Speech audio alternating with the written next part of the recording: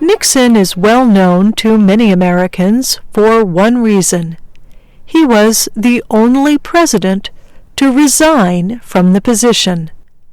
Facing possible legal action by Congress, Nixon left office early in his second term. Yet Nixon's early political career was marked by success. He also had some noteworthy achievements during his White House years, and he attained his goal of moving the government in a more conservative direction.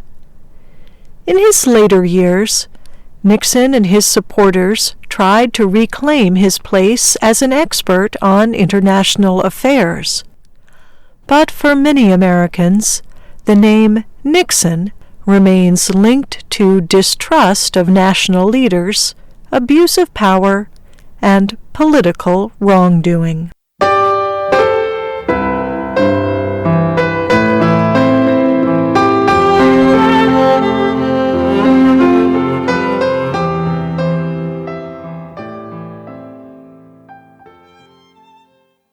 Richard Nixon had a difficult early life.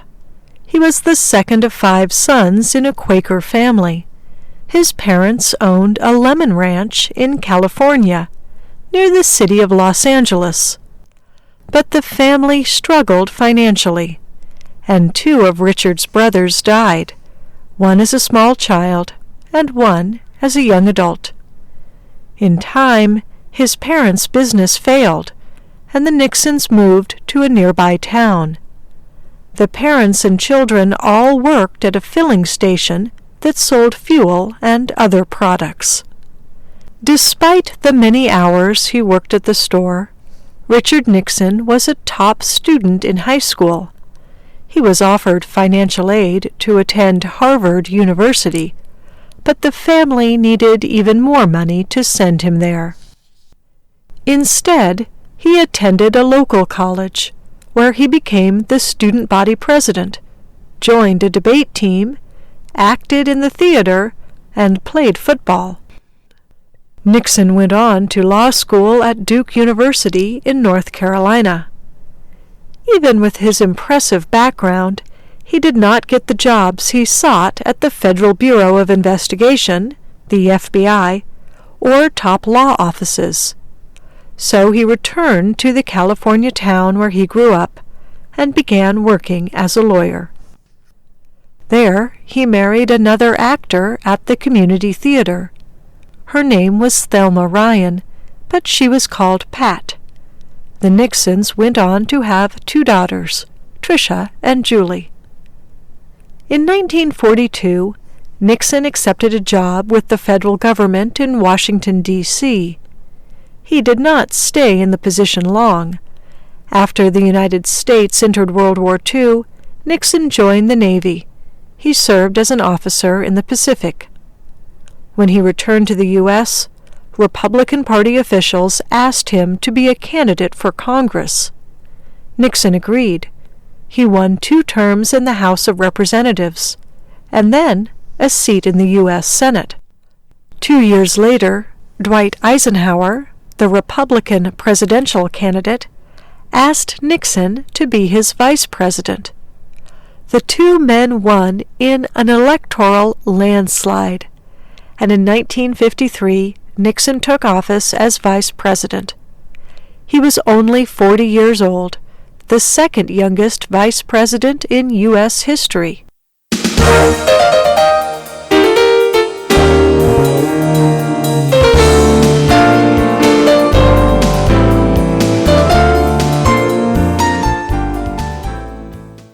Nixon's early political career is remembered for several reasons.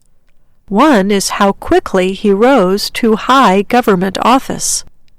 Another is for his part in the Alger Hiss case in the late 1940s. Hiss was a top official in the State Department. He was accused of being a communist in the 1930s and 1940s, and of passing information about the U.S. government to Soviet spies. Hiss denied the accusations. The case was big news in the United States. It showed the clash between people who believed Hiss was falsely accused as a way to discredit liberal policies, and people who believed the government was protecting communist sympathizers. Nixon was in the second group.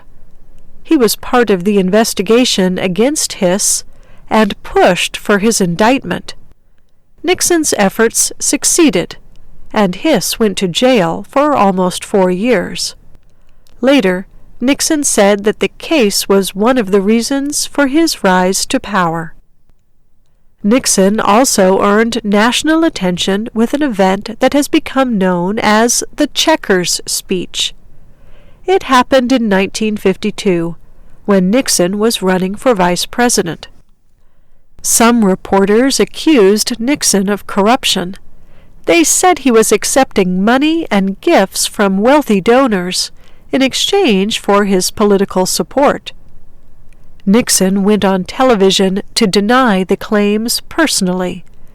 At the time, Americans were not used to seeing politicians speaking directly to the public. Yet Nixon spoke informally and emotionally from what appeared to be a home. He explained his family's finances. He said he did not accept campaign donations for personal benefit. But, he added, there was one exception. A supporter had once given the Nixon children a black and white dog they called Checkers. Nixon said he refused to return his daughter's pet. The public and Republican Party officials loved the speech. Nixon appeared warm and likable.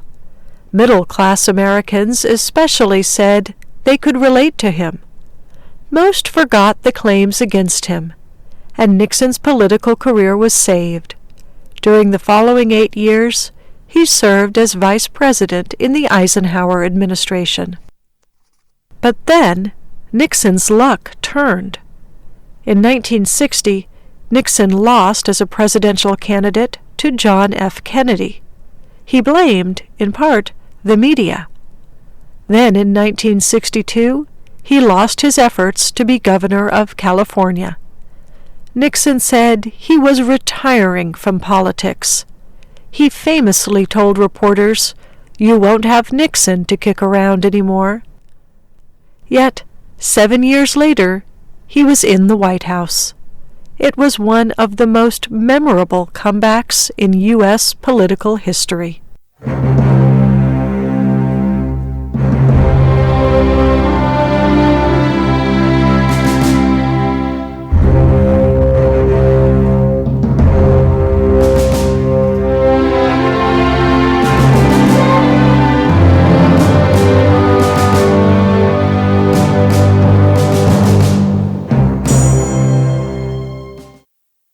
When Nixon took office in 1969, some Americans thought the country was in crisis. The economy was not doing well. Race riots had been erupting in big cities. Many people were still trying to recover from the violence of a year earlier. Civil rights leader Martin Luther King Jr. and President John F. Kennedy's brother Robert had both been shot and killed. Pollution of the environment was becoming a major political issue.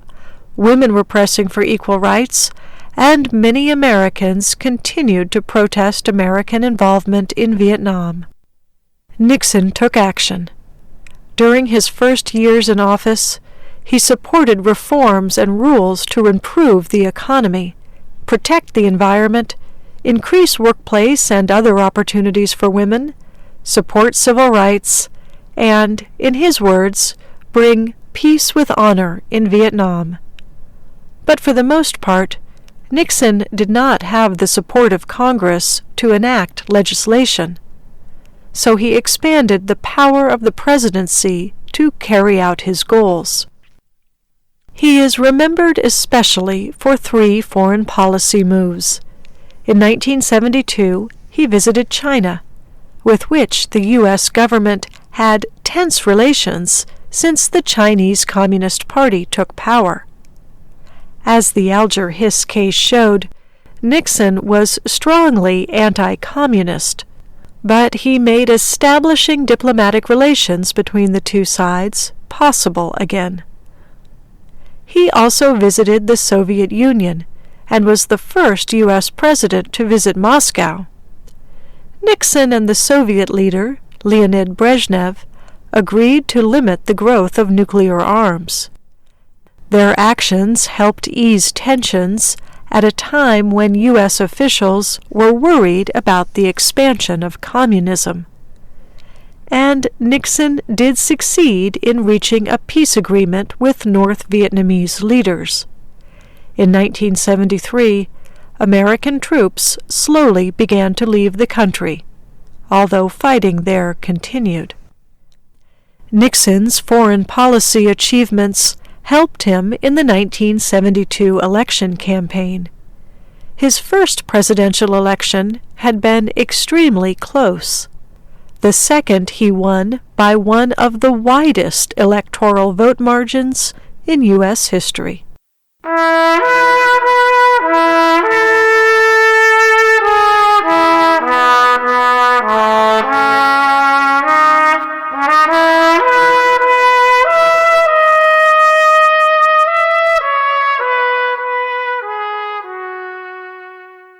Even though he was popular with voters, Nixon had been concerned about his political future. Nixon was so worried that, before the election, he created a secret team to prevent any damaging information from reaching the media. Later, its job expanded to include investigating any information that might hurt his public image. About 5 months before Election Day, 5 men broke into the opposition party's headquarters at the Watergate, a hotel and office complex in Washington, D.C. The team had already stolen copies of secret campaign documents. Now, in the middle of the night, the men were trying to add listening equipment to the telephones. In other words, spy on the opposition. But a security guard became suspicious and called the police. The men were caught and arrested. When the story came to light, Nixon publicly denied that any White House officials were involved in the crime. But in time, the public learned that Nixon was lying. In fact, he assisted with payments to the men who were arrested, and he tried to use the Central Intelligence Agency to block an FBI investigation of the crime. Nixon knew that the Watergate break-in was only part of the illegal or questionable acts he could be held responsible for. Later, people connected with Nixon told investigators that the president had taped everything that happened in his office. Investigators demanded the tapes. They would prove how much Nixon knew about the illegal operations. The president refused. He dismissed the lead investigator. 2 other Justice Department officials resigned in protest. A new investigator was appointed, and the U.S. Supreme Court ordered Nixon to release the tapes. At the same time, the House of Representatives voted to remove Nixon from office. They charged him with obstructing justice, abusing his power, covering up a crime, and violating the Constitution. Finally, Nixon released the tapes, but before the Senate could hold a trial, in which the president would almost certainly be found guilty, Richard Nixon resigned. He left the White House the following day.